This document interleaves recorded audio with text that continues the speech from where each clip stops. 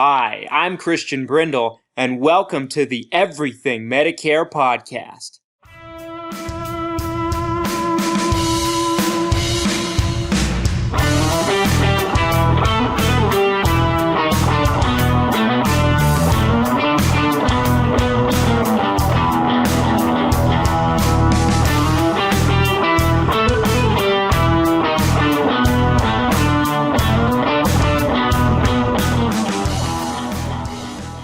What's up, Everything Medicare Podcast Nation? This is Christian Brindle, wherever you are and however you might be listening to me today. Thanks so much for taking the time to tune in, learn about your Medicare, your Social Security, and everything that has to do with that golden age called retirement. Today, I have a really special guest. I'm really excited to have him on, and he's someone that's been on the podcast before. We were just talking before we got started here. He's actually the only person ever, I believe, that's been on here twice. So super exciting. Great guy, someone I've gotten to know a little bit. I got Tracy Lownsberry from Michigan. And today we're going to be talking about annuities. Tracy, thank you so much for taking the time. I know you're really busy. Hey man, thanks for having me. It's always a blast. And I love the podcast. Love it. Thank you. So Tracy, for anybody that might not know who you are, might not be familiar with the work that you do, talk a little bit about yourself, talk about your organization and your company and kind of the people that you work with and what you guys do. Yeah, so I kind of have a little bit of a unique situation. So I actually started my own agency in November, so 4 months ago. Wow. I think 5 months ago now. But I've been in the insurance world for a few years now, I think going on 3 or 4. And so my agency, we specifically focus on, we're Medicare focused, Medicaid. I'm actually a Medicaid specialist planner. I have that designation. I'm also a financial analyst. So I do financial analytics for folks to help with like budgeting and planning for the future. We do all the health and life products that you would think of, indemnity products. But really, we're really kind of a smaller agency. We have 5 people now, 5 agents. And we really just focus on our communities and networking and just trying to get as much of the educational side out there so people can get armed with that knowledge to make important decisions themselves instead of being sold. We're not really salesmen. We're more educators. So that's the approach we have. Well, I love it. I mean, that's always the approach that I've tried to take, with my clients and my consumers. I kind of feel like, I feel like if people are educated about what their choices are, they're going to make the best decision for them. It just makes it easier on them. It makes it easier on us. And I think that's a great approach. Absolutely. Today, we're going to be talking about annuities, like I said. Annuities is not a topic that I am very versed in. So that's why I asked you to come on. I thought it would be great to kind of have someone come on that, is knowledgeable and is an expert in that field itself. So my first question for you, Tracy, is this. With all of the different things people can do with their money, right? You have CDs, you have mutual funds, you have all these different things you hear about. Why would someone want to purchase an annuity over another investment vehicle? What's the draw of an annuity? Yeah. Well, I think the most important part when answering that is what is an annuity, right? And Sure. What types of annuities there are first. So, an annuity in a nutshell is a contract between you and an insurance company where you're giving them some type of lump sum or installment, and then in some way, shape, or form, they're giving you a return on that, whether it's just sitting in there and gaining, or they're giving you some type of cash flow later. It depends on the type of annuity you have. So when getting into the types of annuities, and this is really important because there are 5 different types. So without going into super in-depth, because they can get confusing, the most simple type of annuity right off the bat is called an immediate annuity. An immediate annuity, super simple. You throw a lump sum in there, and then they're annuitizing it right away, and they're giving you a stream of income. And pretty much 10 out of 10 times, that stream of income is designed to last the rest of your life. So if you threw 100,000 in there, and let's say after 15 years, your 100,000 was gone, they're going to continue to give that income to you. And you can even purchase things like riders, where that income can be passed on to a beneficiary for a certain amount of years. It's basically a personalized pension plan is what it is. The second one is a deferred annuity, which is the exact same as an immediate, only you're deferring it and it's growing somehow, whether it's a fixed rate or on an index like the S&P 500, it's going to grow. And then at, let's say, 2 years, 3 years down the road, or 5 years, however long, then you annuitize it for the income. Okay. You have next, the third one is a fixed annuity. So simply put, you're getting a fixed percentage, 3, maybe 4%. We haven't really seen 4% too much. That's more back in the early 2000s or the 90s. A lot of fixed annuities nowadays are in the 3s. So you're getting a fixed percentage for X amount of years. If you want to take it out after that X amount of years, you can, or you can just leave it in there. It's up to you. You have fixed index annuities, which I would say are probably the most complex products and I would say the most sold, aside from variable, which we'll talk about. So a fixed index annuity is an index is a lot like a mirror. So you have the fixed portion, which a lot of times is 1 or 2%. And then your lump sum is mirroring some type of index. So for example, an index being an S&P 500 index. So S&P does 10%. Let's say your mirror is you mirror it 100%. You do 10%. In a nutshell, there are definitely some drawbacks to fixed index annuities. A lot of them can rob you of growth, and we'll kind of talk about that later. But in a nutshell, that's what it does. You can also purchase riders with those annuities to give income. So they kind of act as a fixed, so they can act as an immediate, and then they also have the index. So they're kind of an all-in-one product, and they have a lot of guarantees in them. And then the last one is a variable annuity. And a variable, simply put, is basically you're putting a lump sum in, and then they're taking that lump sum and investing it into sub-accounts. So a variable is the only type of annuity that you have to have a securities license to sell. So it is considered an investment product, whereas all these other ones are considered alternative investments. You just need an insurance license to sell them. A variable has chance of loss. They're probably the most sold, aside from fixed index nowadays. They definitely were in the past. And they're probably the highest commission rate for a lot of these insurance agents, and that's why a lot of them sell them, and investment advisors. They do have guarantees. A lot of time they have that built-in income side, but the guarantee is not, your principal is never guaranteed in that variable product. So those are kind of the top 5, or I'm sorry, the only 5. And then going back to your question was, why would anybody ever want an annuity? Well, it's simply put, if it's a good one, right? You're looking for an income you can't outlive. They're good for that. You're looking for a guaranteed fixed percentage. They're good for that. And if you're looking for something that doesn't have any risk involved, there are annuities that are good for that. So they can give a lot of guarantees, whereas other, anything you're going to put in the stock market has no guarantee at all in it.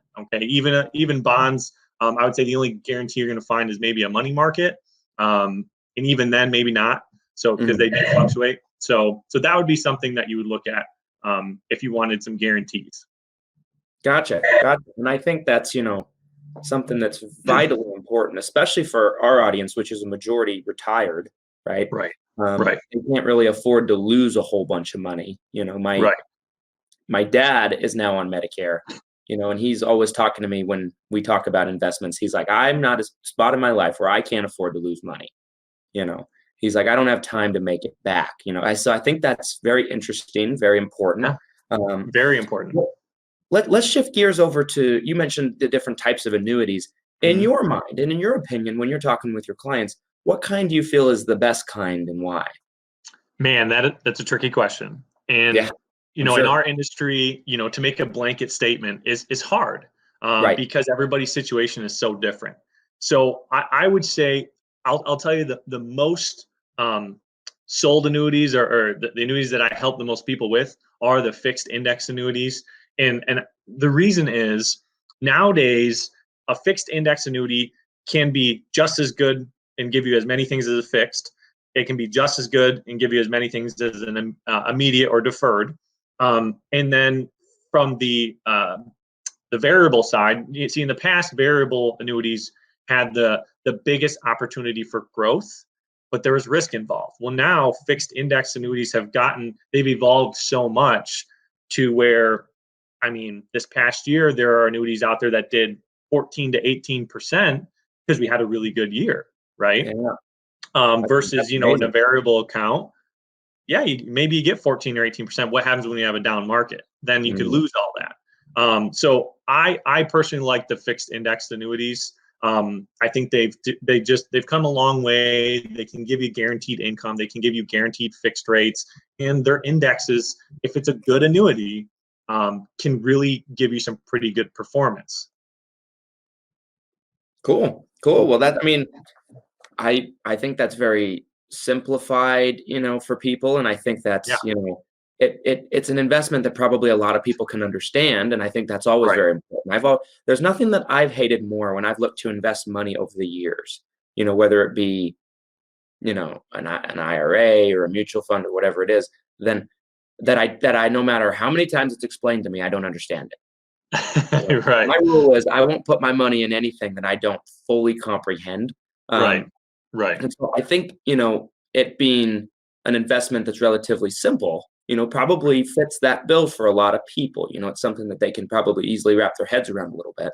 Yeah, it is. And I agree. And they can be complex. And what I always tell people when you're looking at an annuity, okay, in my opinion, 90% of them are garbage. All right. 90% of annuities are just not good. They rob you of growth. And I'll explain how they rob you of growth. So fixed indexed annuities and variable annuities are the two most sold. You barely see fixed or immediates anymore, okay, or deferreds. So in a fixed indexed annuity, you have a couple different key factors that can rob you of growth. The one is fees, okay? Pretty much every annuity is going to have a fee unless it's a good one. Most annuities that have fees, something I would probably stay away from. And sometimes those fees can be small and they can give you something like a rider that you really want, but most of the time, that's not the case. So they have fees. I've seen fees as high as 4% in an annuity. Wow. Okay, 4%. You take any investment advisor out there, okay, none of them are charging 4%. You're looking at probably 1 to 2 or 0.75 to 2. And what you get for that fee a lot of times is a lot. So I've seen as high as 4% fees. Annuities also have something called spreads. And a spread is how much is that insurance company making before you make any money, which is separate from a fee. So let's say your annuity did 5%, but their spread is 4. Well, you only made 1 then. You only make that difference. And let's say that annuity had a 1% fee. Guess what? You don't make any money. And there are annuities out there that have all of these, and I'm not done yet. So you have fees, you have spreads, you have caps. So they will cap you on your earnings. A lot of these indexes have caps, month to month or even yearly caps. So this past year, the market did phenomenal. People are making 22, 27% in a lot of investments. Well, these indexes did really well also. But even though your index did well, what if your annuity caps you? And I've seen a lot of those having like 10% caps. Some of them even have 5% caps. So now what if you got a fee, you got a spread, and you have a cap? And then the last one is called a participation rate. And that is how much you participate in your index. So if it is an S&P 500 index, you participate in a percentage of that. So the S&P does 15%. Your participation rate, let's say, is 50%, then you're making half. So when you find an annuity that has a 2% fee and a 2% spread and a 10% cap and only participates in the market 50%, you can see how it's really robbing you of a lot of growth. But they don't tell you that a lot of times. All of that's kind of hidden in the verbiage. So you really have to make sure you're talking to somebody who knows quite a bit about it. And I would say variable annuities are the worst. Because not only do you not have any guarantees other than maybe an income, but now you're just as, you're invested in sub accounts, which are basically mutual funds. So you have all the risk you would have if you went down to your local, Edward Jones guy and invested with him into mutual funds. So those are things that you really need to be aware of when looking at annuity is, okay, is there a fee? Is there a spread? Is there a cap? What's the participation rate? If somebody can say no fee, no cap, no spread, 100% participation rate, you probably got a pretty good annuity. And there's not very many of them out there. Right. Well, that makes a lot of sense. I mean, everything has fees nowadays, doesn't it? Yeah, Not everything. absolutely. Most. I mean, I buy individual stocks mainly because I have time, to make up money if I lose them and everything. I've been doing that for about a couple of years now. And one thing that was super attractive to me is I wanted to find a platform that didn't charge a fee per trade, right? Yeah. Fees can quickly rob you of all of your growth and all of your earnings, and that's really important. I'm glad that you mentioned that. Yeah, absolutely. Let me shift you. Oh, sorry. Go ahead. Statements a lot of times don't show fees either. Somebody can look at their earnings for a year and it looks really good on paper, but then when you dive into it, you're like, wait a minute. I mean, it said I made 10% or 15%. Why did my 100,000 only go to 105,000? Well, probably you got some fees hidden in there, or a cap or something that you don't know about. So right. Let me shift gears over to returns. You mentioned that briefly a second ago, but and I'm sure it depends on the type of annuity. So take it a bit with a grain of salt. But is there a specific amount of return that someone should be particularly looking for in annuity? Is there a specific goal that you have with your own clients?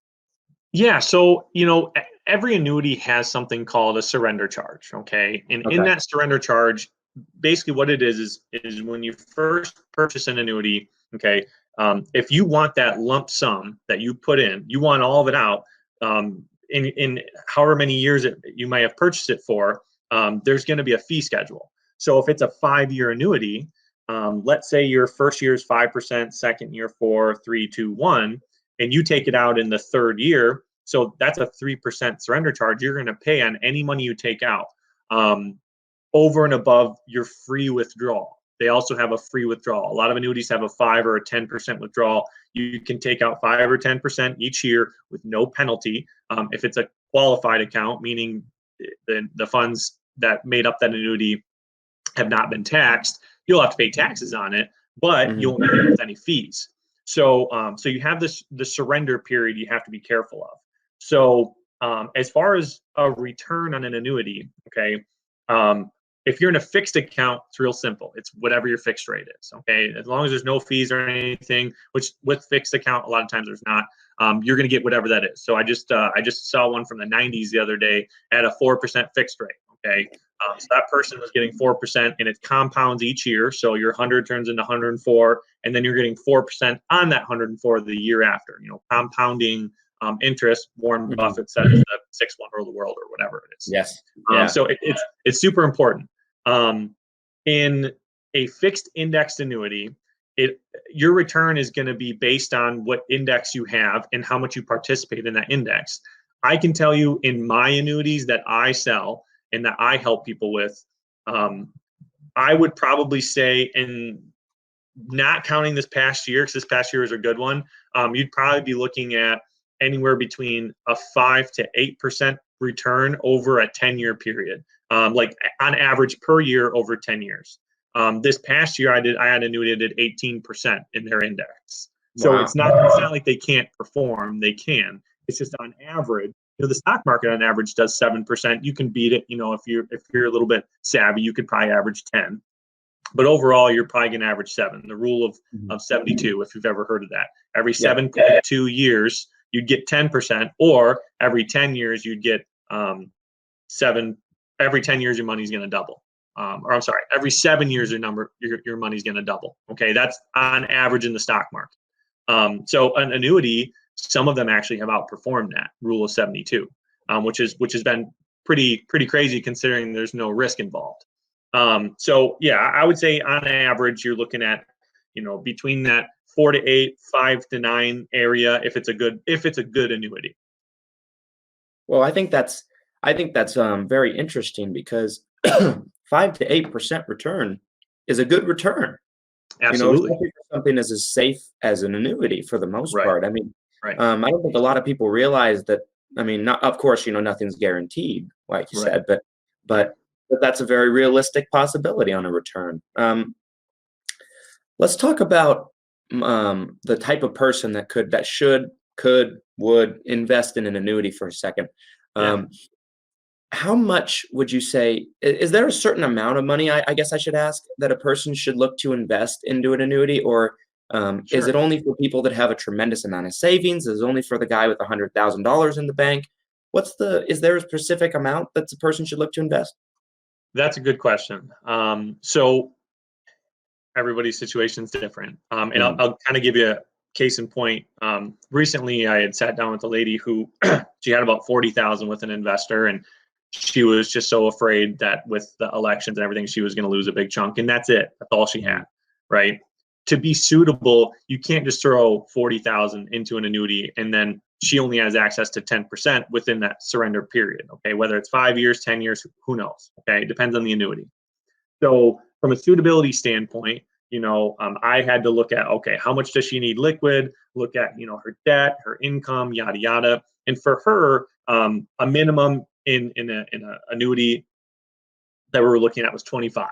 So that's what we did. We did 25,000 was a minimum, and it was in a fixed index annuity that was going to give her a guaranteed income from that 25. If she ever needed it, she could turn it off and turn on anytime. And then the other side of it is it's protecting that 25. And so for her, it was a 5-year annuity with an income rider, fixed indexed, and that annuity specifically was averaging 5.8%.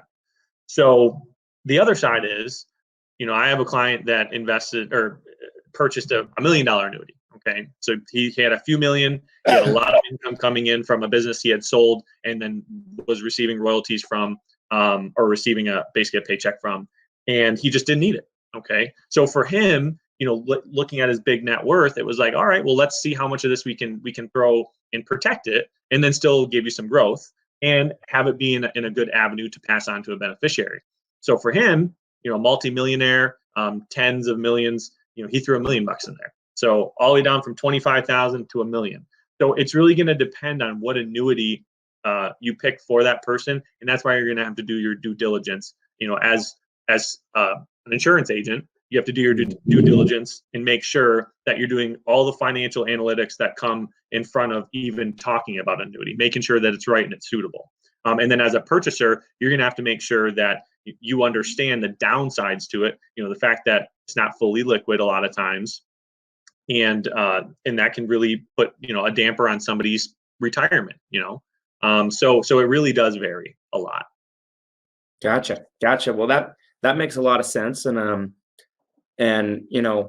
I scream about on the Medicare side, as long as we've been doing this, that it dependent on situation, those two situations are the same, yada, yada, yada. So it makes sense that, annuities would kind of fall into that same spectrum. It depends on Right. the person, depends on the situation, probably not right for everybody, but might be right for more people than people might imagine. I think it's a great point. Let's talk about recession for a second. With so with everything going on right now in the country, right? Coronavirus scares, all that stuff, markets plummeting, S&P 500 getting clobbered, the Yep. Dow going down. How are annuities impacted by a recession? Can you explain that a second? Yeah. So if it's a variable annuity, those sub accounts are doing whatever those mutual funds are doing on the stock market, which chances are they're going down with the stock market. Okay. Right. If it's a fixed annuity, your money's protected. You're getting that fixed. If it's an index, if your index is in the negative, okay, so that mirror, so the S&P, right, mirrors an S&P. If that S&P is down, right, it's taking an average. It's called a point to point. It's either a monthly point to point where it's averaging those 30 days and giving you the average, or it's a yearly point to point, and then it's averaging each month and then giving you the average at the end of the year, crediting your account. So if you're in an indexed annuity, okay, and that is, let's just say the whole year we averaged negative 20%. We just had a bad year. Well, chances are you have a fix in your index, which is probably 1% or 2. So you're getting at least 1. So not only are you not losing principal, but you're at least getting 1%. Right now, inflation's about 1.4. I think over a 10-year period, it's 3.14. I think it's 5. I think. So you're not beating inflation over a 10-year period, but you're not losing. Right. When you can put money into a alternative investment vehicle and avoid the losses and still participate in a lot of the gains, that almost seems like a perfect product. Why wouldn't everybody do it? And the big question there is the surrender charge. It's the surrender period. That's a big reason. If that wasn't there, everybody would do it. I would do it. I mean, I'm young. Annuities aren't necessarily for young people. Right. Definitely. I mean, that's always been my thing with annuities for me is just, if I put the money in, how difficult is it for me to get it out? Right. I mean, of course, but the point of an investment is to not take the money out. Right. I mean, so it's kind of a double-edged thing. I mean, but people get scared, I think, I think people understand that, but they get scared and things like that. I've never taken any money out of any of my investments, but for some reason it brings me comfort, I guess, but not that I plan on taking anything out. So I get that completely though. Yeah, and that's an important concept because we're young. Actually, Christian and I we're the same age. Okay, we're both 27. Yeah, we're the same age. So for us, we can sit there, and we can invest whatever and just ride it out. It's called buy and hold. Okay, you can do the buy and hold strategy. You put it in some good funds and you just ride it out. Because if you look at any 10-year period, pretty much we've had a gain in the stock market. Even with 08 and then 01, you take a 10-year period, it always bounces back because of inflation. Things get more expensive, yada, yada. It always does, okay? So for us, we just ride the wave. We don't need that as income. We are investing for retirement. Now, what happens when you're retired, right? What happens when you have to start drawing income out? Well, it really messes with your growth when, let's say you're 72 with the new Secure Act, let's say you're 72 or before 70 and a half, you have to start drawing your required minimum distributions, right? Where the government basically says, hey, you need to start taking, 4% and then every year more and more out of your investment accounts or even an annuity. You have to start drawing that out. So if you are drawing it in a down market and then that money is not in there to participate when it comes back up, you're putting yourself in a bad spot. And what happened in 08 was that's what was happening. People never caught up after 08 had happened because they were invested and they either drew the money out and then never participated when it came back up, or they had to draw income out. And that income wasn't there, or that amount of money wasn't there to participate when the market came back up. So their accounts just kind of stayed level and then they fell off. So I actually sat down with an insurance rep yesterday in here in Michigan. And he started asking me about annuities. And he said, hey, my father back in 2000 retired. He had about $450,000. And then 01 happened, okay? And he lost 40%. And then he ended up outliving his income because he took that big hit. He didn't have a lot of safety in it. It was all invested, and he outlived it. He was drawing $1,000 a month that he needed, and he needed it. So he didn't have any guarantees other than, if he had a good investment advisor, hopefully he made some decent money there. And that is a common problem. People are starting to outlive their income. That's why the personalized pension planning that an annuity gives you is something to be sought after. I focus on retirees that are about to retire and don't have a pension. You don't see them anymore. You got the 401k or the 403bs. Well, what happened? What happens with it? Okay, you roll it over and then it's in an investment account. What happens when the stock market plummets and you need that as income, right? So there are so many variables with annuities. You just really have to make sure that you're doing your due diligence and understanding what an annuity is as a consumer. And then whoever you're talking to, your advisor, your agent, whoever, they're doing the due diligence by explaining all the negatives and the positives. And there can be a lot of negatives, but there also can be a lot of positives. And annuities are not for everybody. I can tell you that. Okay. Well, cool. Right. I mean, I learned a lot, and I think, I think, our audience and everybody that made it to the end here learned a lot. So thank you so much for taking the time. Tracy, talk a little bit about your organization for a second. If someone was listening to this and they wanted to get in touch with you to work with you on an annuity, how can they get in touch with you, and what areas can you work with people in? Because the podcast gets listened to everywhere. Right. So for me personally, I'm a Michigan guy. I'm a local guy, lives up here in northern Michigan. I focus on my local community.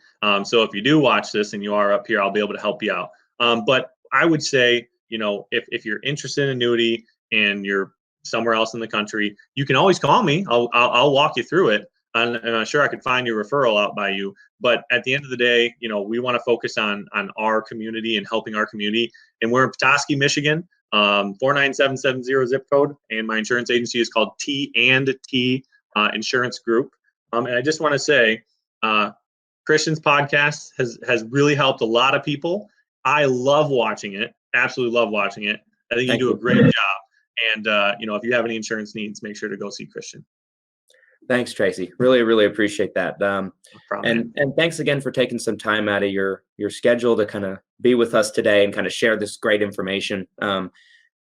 Everybody, thanks so much for taking the time and listening and, just showing up every week and, listening to me talk. But when we can get an episode today where you get a break from boring old me, that's a win in my book. As always, everybody, if you're watching on the YouTube channel, subscribe for future content. If you're listening to us on a platform that allows you to do so, such as Apple Podcast, Stitcher, do us a favor, leave us a 5-star review, maybe a little comment about what you like about the show. It helps us reach more people just like you with those wonderful algorithms. And until next time, we'll be back. Thanks so much.